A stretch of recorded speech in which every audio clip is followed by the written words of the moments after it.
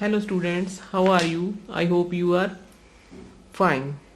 Today we will discuss about the noble metals of chapter 4, metals and non-metals. Noble metals are those metals which do not react with other metals or elements. For example, gold, silver or platinum. These are not react with other metals, not with water and not with any other chemical. They are occur free in nature. These metals are present at the bottom of the reactivity series.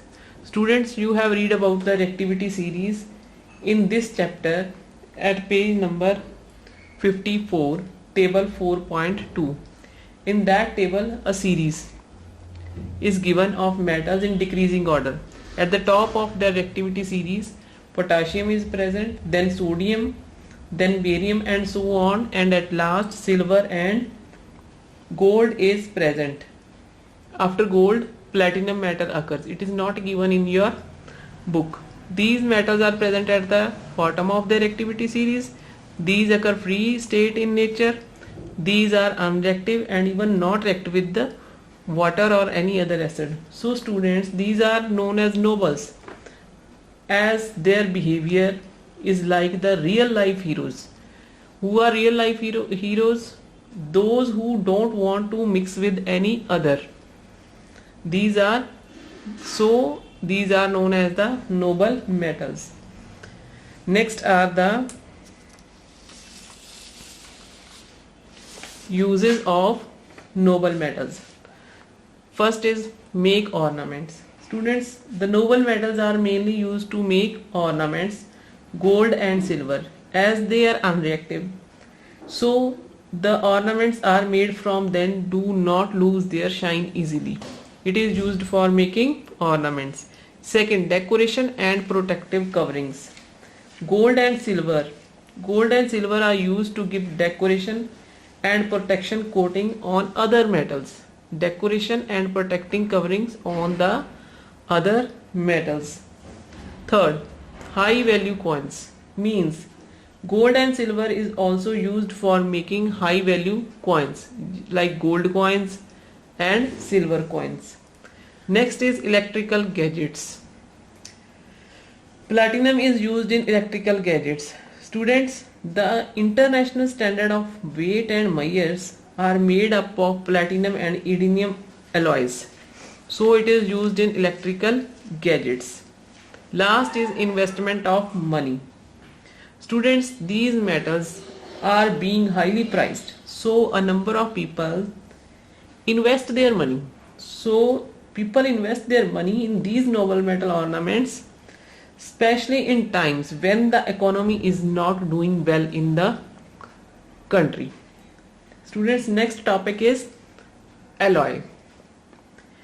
Alloy is a mixture of two or more metals. Two or more metals or one or more metal and a non-metal. And non-metal is usually used carbon. So alloy is a mixture of two or more metals or one or more metals and a non-metal. Understand? Why alloying is done? Why alloys are formed? Alloys are formed to change the properties of metal to suit certain applications. An alloy is made by mixing two metals together in a molten state. Molten state means liquid state. Firstly, the liquids are melted, then both the metals are mixed, then alloy is made. Or sometimes they are formed by mixing the powder of the metals.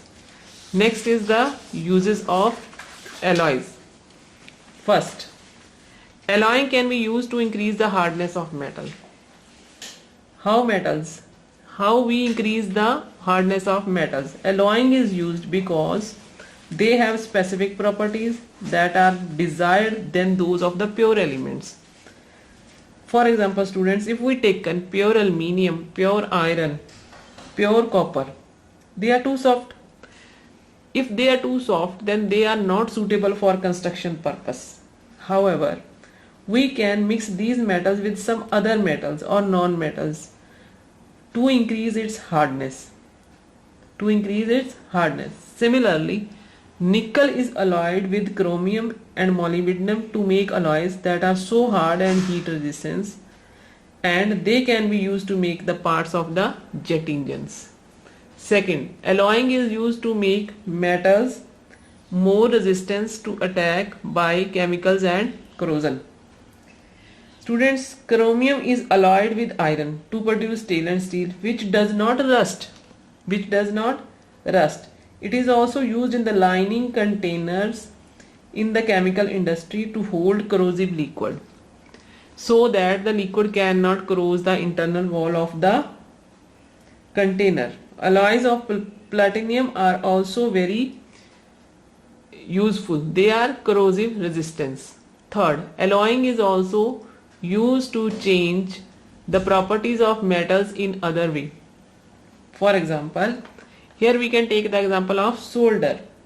Solder is an alloy of lead and tin, has a melting point which is much lower than that of the lead and tin. Students, this solder is useful for joining copper wires in electric circuits. Next, students, we have some examples of alloys at the page number 59. See here at the page number 59. First is brass. Brass is formed by combining copper and zinc.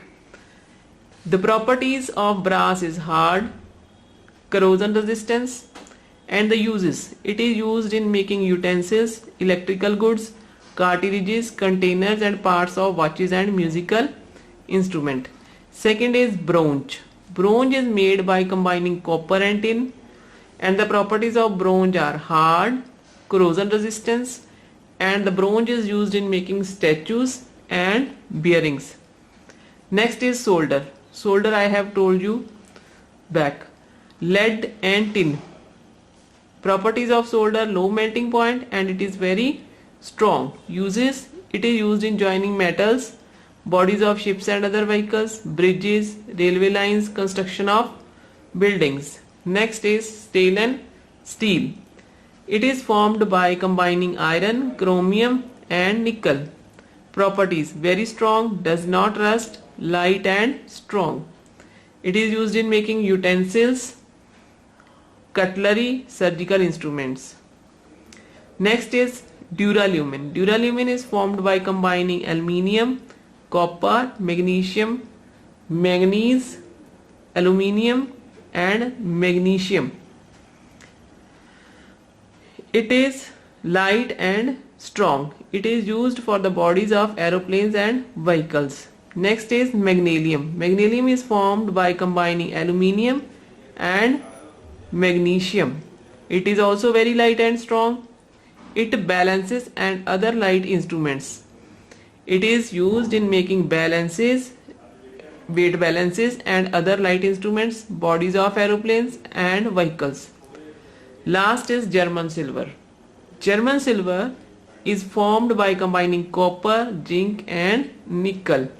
Property: it is highly electrical resistance. Uses: it is used in utensils, electric heaters and resistors.